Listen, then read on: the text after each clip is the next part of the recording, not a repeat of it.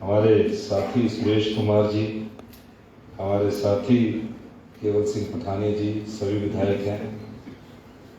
इस विश्वविद्यालय के और सेंट्रल यूनिवर्सिटी के pro vice chancellor S P Bansal ji, हमारे वाइस चांसलर सेंट्रल यूनिवर्सिटी के लिए, एच पी यूनिवर्सिटी के लिए pro vice chancellor Virendra Verma ji, Chandramohan Prashija ji, Simi ji, B K Verma जी, विश्वराज जी भी बैठे, विजय अग्निहोत्री जी, हमारे साथी गोपाल शर्मा जी, नवदेव कंवर जी, संजय चौहान जी, सबको याद करते हुए कुशाल भारद्वाज जी, सीपीएम शशिकांत जी, संजीव जी, उस समय के जितने साथी हैं सबको याद करते हुए, आप सब हमारे समय के साथी हैं। सभी सम्मानित इस सभागार में बैठे छात्रगण और हमारे सहपाठी। सत्ती जी ने राजनीतिक रूप से अपनी यादों को आपके साथ शेयर किया, बहुत अच्छा लगा। मैं ये जानता हूं कि जब मैं विश्वविद्यालय में पढ़ता था तो अक्सर एनएसए का जब भी कार्यक्रम होता था, ये सभागार पूरा भरा होता था, यहाँ तक लोग बैठे थे। और जब भी हमारा सांस्कृतिक कार्यक्रम होता था, बहुत तालियां और बहुत वाहवाही मिलती थी। और जब चुनाव होता था तो तीसरे नंबर पर हम आते थे।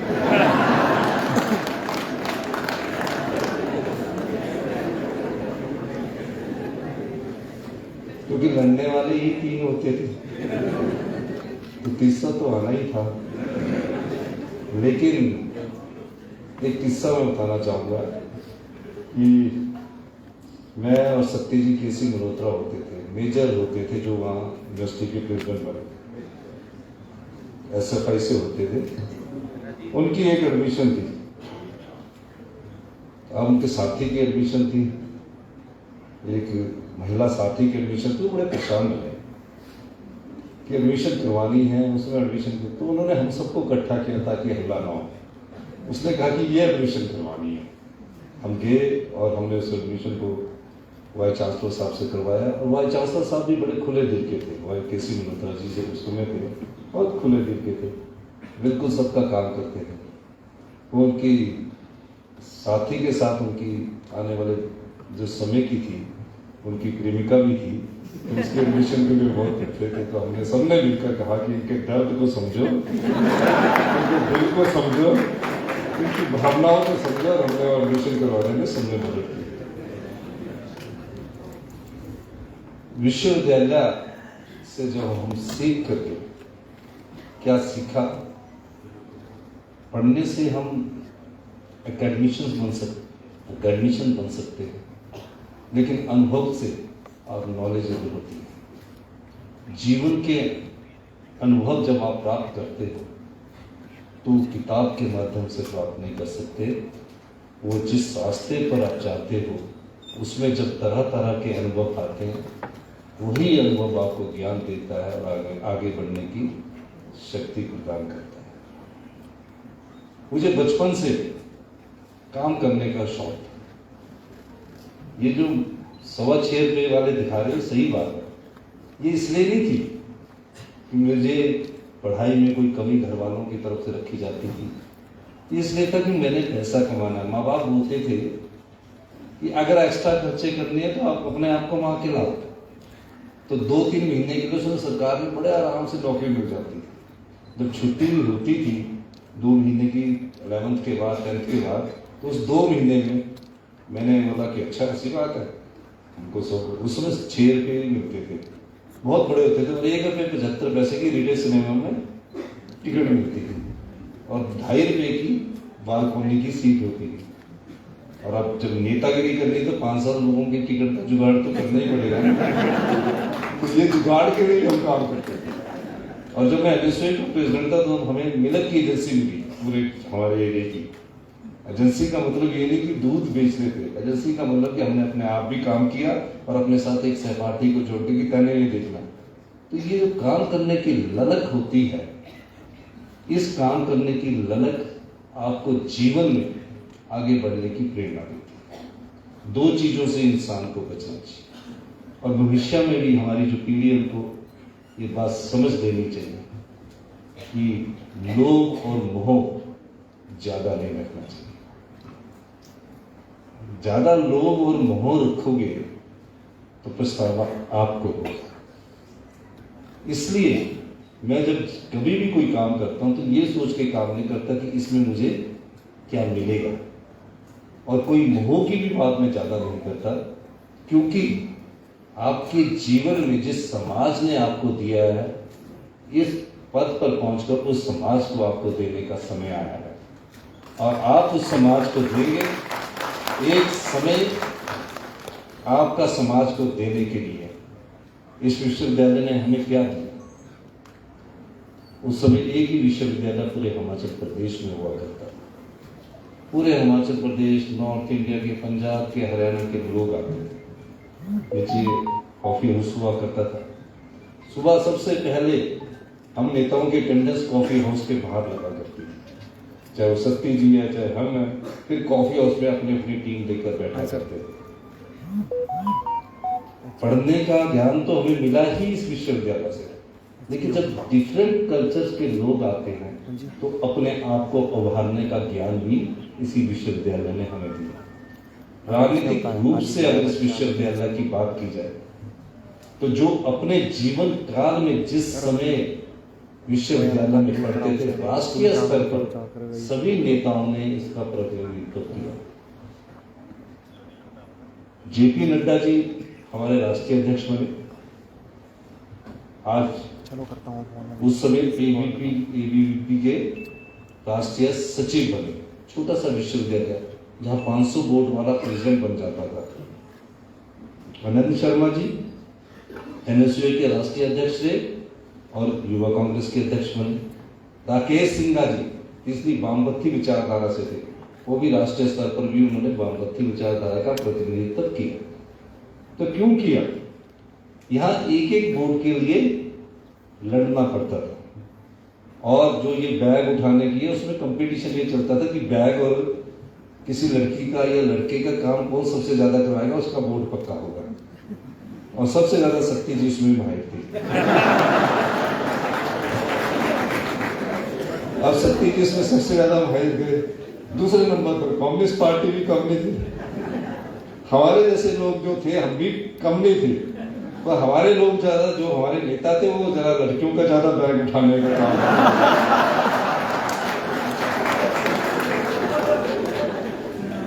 तो एनएसयूए में बहुत लड़कियां हुआ करती थी, उसमें बहुत लड़कियां हुआ करती थी। तो सबसे ज्यादा एनएसयूए की लड़कियों का बैग उठाने का काम करते थे। और दूसरी बात, एक बार चुनाव हुआ, मैंने भी लड़ा, सुंदर ठाकुर जी ने भी उपाध्यक्ष का चुनाव लड़ा, और रणधीर शर्मा जी ने भी चुनाव लड़ा, अध्यक्ष का चुनाव हुआ। अब सब Renuka hostel, Gargi hostel, Himkreet hostel, सब हॉस्टलों में जाकर न्यू बॉयज हॉस्टल सब में जाते थे। तो चुनाव का परिणाम निकला, उसमें सबको लग रहा था कि नड्डा जी के बाद अब एबीवीपी जो है उसका 4 सीटें जीतेगी। तो रणधीर शर्मा जी, रिजल्ट निकला, मैं भी प्रेसिडेंट का उनके खिलाफ लड़ रहा था, मेजर भी लड़ रहा था। तो रणधीर शर्मा जी हार गए। हारा तो मैं भी था उसी दिन। तो हारने के बाद रणधीर जी रो रहे। मैंने कहा बात क्या है रणधीर जी, क्यों रो रहे हैं? कहते आप क्यों खुश हो रहे? मैं कहा हम तीसरे नंबर पर आए हैं, हम तब खुश हो रहे हैं। कहते तो नजर ही आ रहा था। कहते आप प्रेसिडेंट। मैंने बोला मैं इसलिए खुश हो रहा हूँ कि हम 300 वोट लेंगे, हम उसमें खुश हो रहे हैं कि हमें 300 वोट्स पड़े। रणधीर जी को 400 पड़े, 50 वोटों से वो हार गए। सुंदर ठाकुर जी भी कुल्लू से आए, इन्होंने भी चुनाव लड़ा। रोते रोते बोले कि अब मैं क्या करूँ। मैंने बोला हुआ क्या है, क्यों इतनी जोर से हुआ? हार जीत तो जीवन का अंग है, नहीं रोना चाहिए। तो उनकी एक गर्लफ्रेंड थी, रणधीर जी की,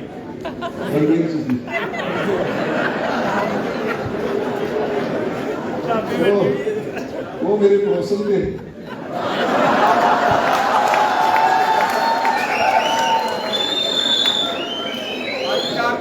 कहते यार वो भी क्या सोचे कि मैं हार गया।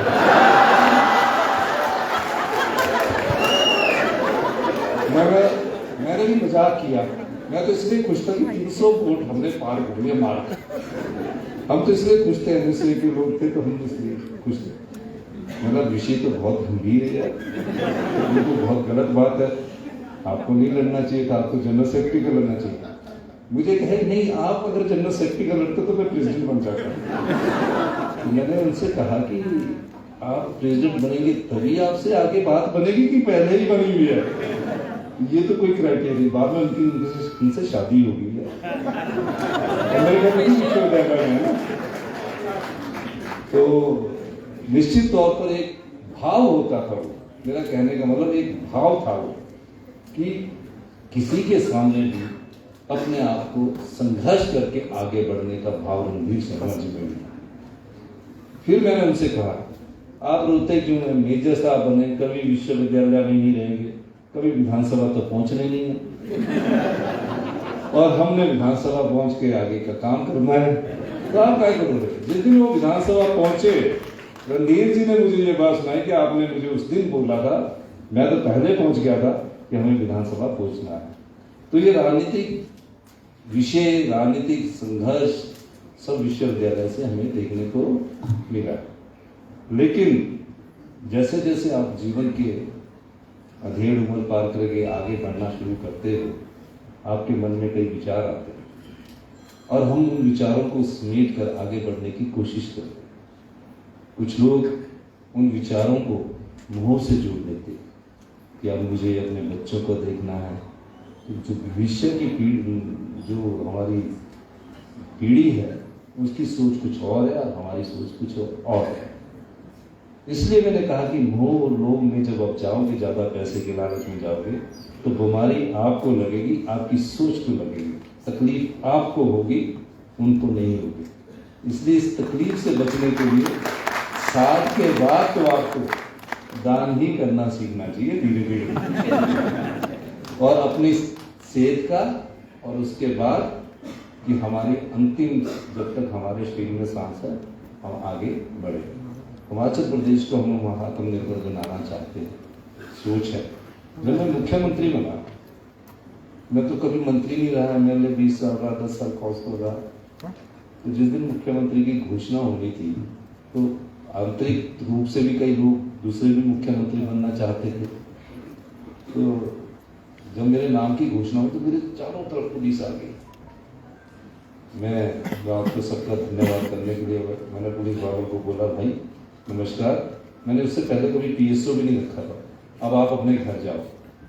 कहते नहीं, आप घर भी नहीं जा सकते। मैंने पूछा क्यों? कहते हमको आपके साथ चलना पड़ेगा।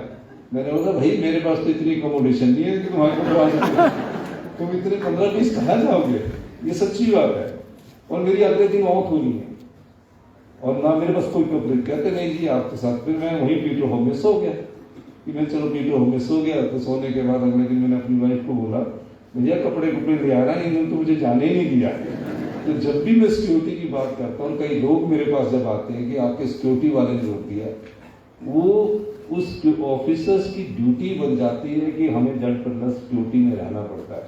लेकिन मैं कम से कम करता हूँ, इसलिए मैंने, आप लोग जब भी कभी आए मुझे सिंपल टेक्स्ट मैसेज कर दीजिए, मैं आपका जो भी कार्य होगा, जो शक्ति ने बताया उस कार्य को हम करेंगे। शिक्षा में हम महत्वपूर्ण बदलाव करने जा रहे हैं और हमने किया भी। आने वाले एकेडमिक सेशंस में हमने स्कूल शिक्षा को बढ़ावा देने के लिए 1st क्लास से हमने इंग्लिश मीडियम में स्टार्ट किया। इंग्लिश मीडियम में स्टार्ट करने के बाद हम आगे बढ़ रहे हैं, डे बोर्डिंग स्कूल बना रहे हैं। बच्चों को खेल के साथ जोड़ना बहुत जरूरी हो गया, नहीं तो मोबाइल में ही वो सारे लगे रहते हैं। तो अभी इसको धरातल पर आने में 5 से 10 साल लगेंगे। और हायर एजुकेशन में भी हम बदलाव करना चाहते हैं।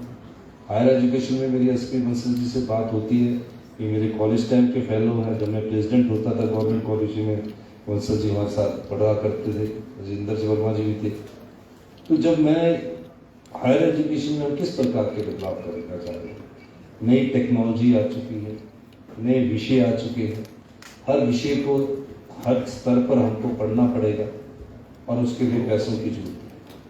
हमारे प्रदेश की स्थिति अभी आर्थिक रूप से इतनी मजबूत नहीं है, लेकिन मैं देखता हूँ कि कई लूपहोल्स ऐसे हैं जहाँ हमारी संपदा को लूटने की कोशिश की जाती है। हिमाचल प्रदेश हिंदुस्तान का सबसे समृद्धशाली और अमीर राज्य बन सकता है, इसमें कोई दो राय नहीं। हमने चिन्हित किए हैं, हम रात दिन उसके लिए काम कर रहे हैं, क्योंकि काम मेरे स्वभाव में भी है। मैं अपने स्वभाव से काम करता हूँ, रात को भी करता हूँ, दिन को भी करता हूँ। मैं रह नहीं पाता, एक बीमारी जैसी होती है ना, काम के बगैर नहीं रह सकते, तो मेरे स्वभाव में है। निश्चित तौर पर 2032 में हिमाचल प्रदेश हिंदुस्तान का सबसे समृद्धशाली और अमीर राज्य होगा। आपको गौरव महसूस होगा। हमारी योजनाएं बन रही है, धरातल पर आ चुकी है, अभी आप देख रहे होंगे। जब तक आप किसी काम के पीछे नहीं पड़ोगे, उस काम को अमली जामा नहीं बनाया जा सकता। सबसे पहली हमारी योजना हमने पुण्य के काम से की। 4000 बच्चे जो अपनी माँ को खो चुके हैं, पिता को खो चुके हैं, उन्हें चिल्ड्रन ऑफ द स्टेट का दर्जा दिया। मायने ये कि उनका सारा खर्च हिमाचल प्रदेश की सरकार उठाएगी। क्योंकि मैं यूनिवर्सिटी में पढ़ा हूँ, तो मुझे पता है कि पीएचडी करने के लिए 27 साल 28 साल तक की उम्र होगी। 27 साल तक उसका पूरा खर्चा सरकार उठाएगी। 4000 रुपया हर महीने पॉकेट मनी देगी। अभी मैं बच्चों से मिला, स्पेशल चाइल्ड से। पहला हिमाचल प्रदेश में भी 75 साल में ऐसा स्कूल नहीं है इन बच्चों के लिए। हम है छोटे स्कूल है, पहला हम इनके लिए स्कूल अभी हम कंडा घाट में 45 बीघे में बनाने जा रहे हैं, जो क्लास फर्स्ट से लेकर ग्रेजुएशन तक के कोर्सेज वहाँ करवाए जाएंगे। उसका भी हमने फाउंडेशन स्कूल हम करने जा रहे हैं। शिक्षा के क्षेत्र में कि हमारे जो बच्चे हैं, अभी हमने ओवरसीज का बनाया, जैसे आप बता रहे थे, हमारे साथी बता रहे थे, हमने अपने ओवरसीज का भी बनाया कि हमें किस कंट्री से कहाँ कॉन्टेक्ट करना, उसका ट्रैक भी हम रखेंगे, पूरा उसका ख्याल रखेंगे। उसको जॉब का भी कर रहे हैं, उसके लिए हम डाटा बैंक बना रहे हैं, जिसमें अभी रजिस्ट्रेशन होना शुरू हुई है। जल्दी हिमाचल के बच्चे, मैं कहीं भी जाता हूँ, किसी एयरपोर्ट पर जाता हूँ, बेंगलोर चले जाओ, हैदराबाद चले जाओ, कहीं चले जाओ, कोलकाता, हॉस्पिटलिटी सेक्टर में सब हिमाचली मिल जाते हैं। हर जगह हिमाचली है हम हॉस्पिटलिटी सेक्टर में। कहीं बैठे होंगे तो खाना खाते होते हैं, मैं तो हिमाचल से हूँ, तो लोग हॉस्पिटलिटी सेक्टर में हिमाचल के लोगों को पसंद भी करते हैं। पर उनकी फीस क्या हो, पर्क्स क्या हो, उस सब चीज़ों में हम स्टडी करने की कोशिश कर रहे हैं। और भी एजुकेशन इंस्टीट्यूशंस को स्ट्रेंथन करने की हम कोशिश कर रहे हैं। अब इस ऑडिटोरियम हमको छोटा लग रहा है, सच में अब छोटा हो गया, क्योंकि विश्वविद्यालय हमारा जो है बड़ा हो चुका है। मैंने अभी इनसे बात की और कहा कि हम ओल्ड एसोसिएशन के लोग हैं, तो एसपी बंसल जी कह रहे थे कि आप भी कुछ घोषणा कीजिए। तो मैंने बोला, पूछा कितने पैसे घोषणा कीजिए? कहते 2 लाख रुपए तक आप दे दीजिए। आप क्यों से 2 लाख रुपया नहीं आता, कुछ नहीं है।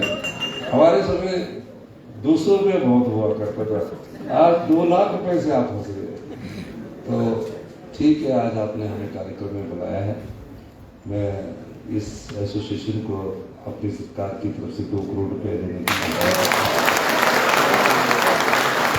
मैं ये भी चाहूँगा,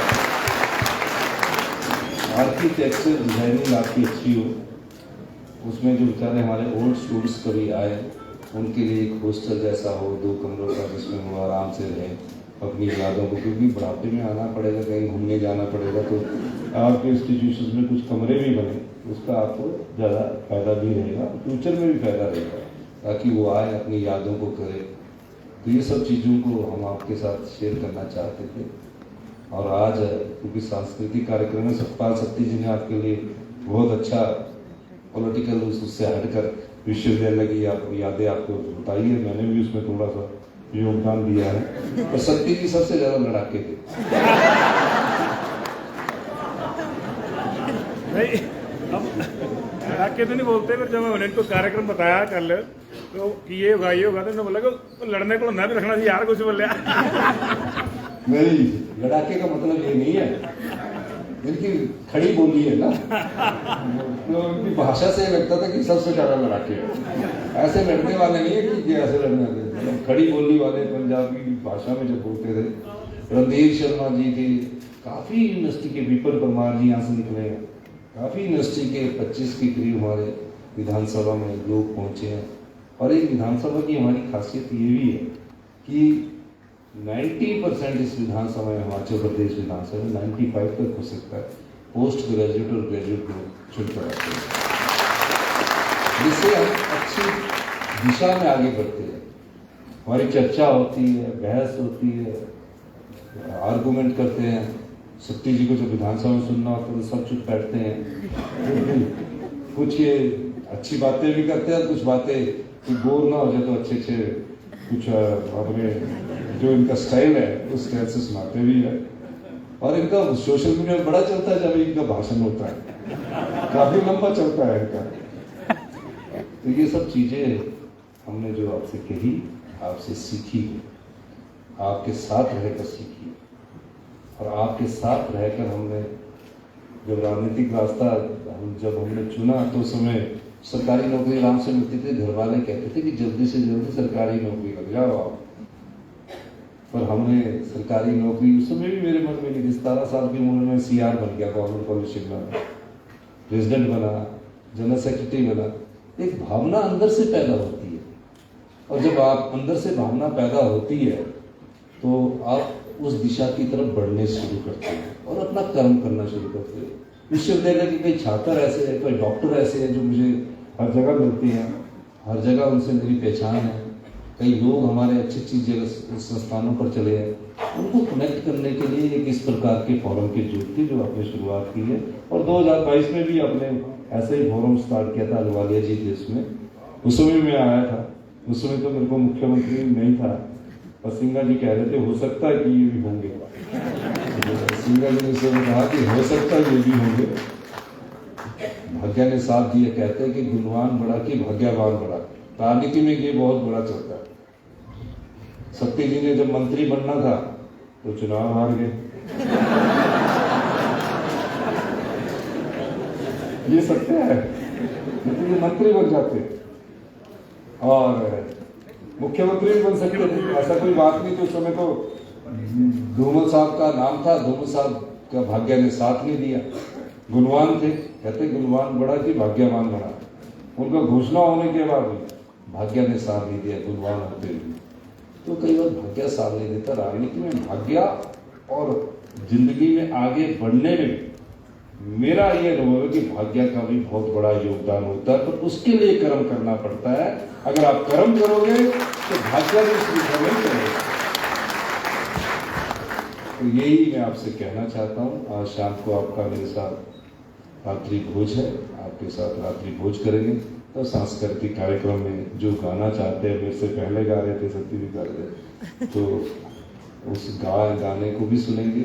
और शाम का समय यूनिवर्सिटी में वाकई बहुत मजेदार का होता था, खासकर लड़कों के लिए। तो शाम का जो विश्वविद्यालय का चर्चा था, इसीलिए हमको एक्स्ट्रा पैसे कमाने पड़ते थे। शाम को हम लेता थे ना, तब मैं स्टेट का प्रेसिडेंट था, तो अगर मैं 10 लोगों को नहीं बिठाऊंगा तो लड़के भी नाराज होते हैं। उनको भी एक पॉकेट मनी 200, 250, 300 रुपया, 400 रुपये से ज्यादा नहीं होती है। तो सुंदर ठाकुर जी ने कुल्लू से आ जाना, किसी और ने, सुरेश जी ने आ जाना कुल्लू से, सब लोगों ने शाम को आ जाना। तो शाम का समय जो जितने भी हॉस्टल थे ना बॉयज उस समय, वहाँ सब बोतलें ही खरीदनी थी। सत्ती जी को लगाते नहीं थे, ये पिलाते थे। फिर वो चर्चा होती थी जो सत्ती जी बता रहे थे ना, वो चर्चा रोज शाम को न्यू बॉयज हॉस्टल में सब जगह चर्चा, सारे कमरों में। ऐसा नहीं है कि एक कमरा होगा, अब पता नहीं क्या माहौल है। लेकिन मैं बात आपसे कहना चाहती हूँ, विश्वविद्यालय के सभागार में आया कि इलेक्शन जो है SCA के, वो होने बहुत जरूरी है।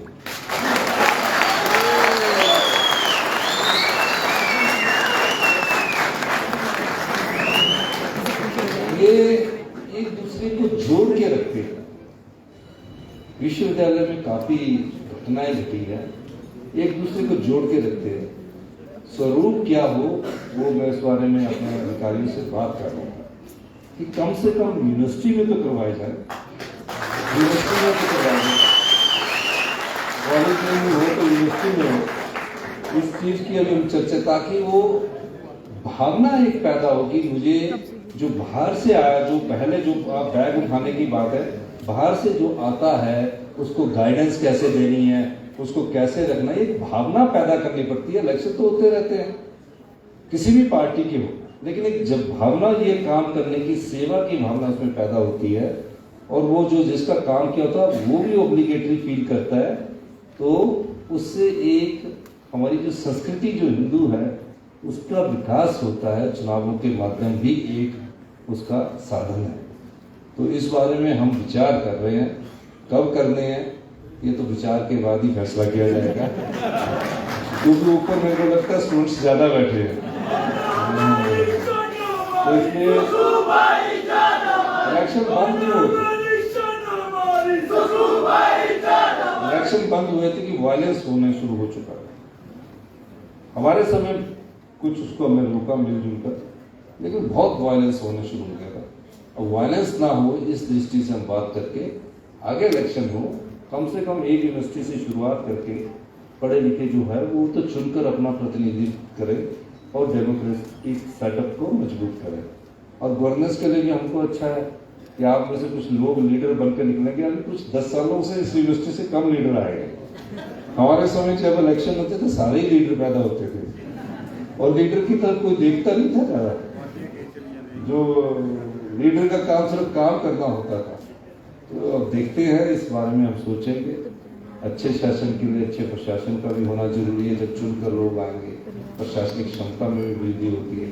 और जितने हिमाचल के ऑफिसर 70% HAS ऑफिसर, जिसमें कुछ डिप्टी कमिश्नर भी होने, वो HP यूनिवर्सिटी से पढ़े लिखे लोग हैं।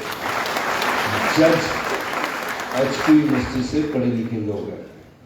विवेक जी है, हमारे संदीप जी है, अजय गोयल जी है, काफी लोग हैं, कुकरेजा जी हैं, जो इस यूनिवर्सिटी से पढ़े लिखे लोग हैं। काफी लोग इस यूनिवर्सिटी से पढ़े लिखे लोग हैं, तो वो भी तो बने हैं। तो ये सब चीजें हमें देखनी पड़ेगी। सुधार अपने में भी करना पड़ता है, ये नहीं कि गुरु ही ज्ञान देता है। तो सुधार जब अपने में भी करोगे तो गुरु के ज्ञान से आपकी क्षमता दुगनी होगी। इन्हीं शब्दों के साथ मैं काफी देर से बंसल साहब को कह रहा था कि मेरी एक मीटिंग है, लेकिन आप लोग आए, पुरानी यादों को अपने याद किया। आपके साथ मैं शाम को अच्छा वक्त गुजारूंगा। आपका बहुत बहुत धन्यवाद।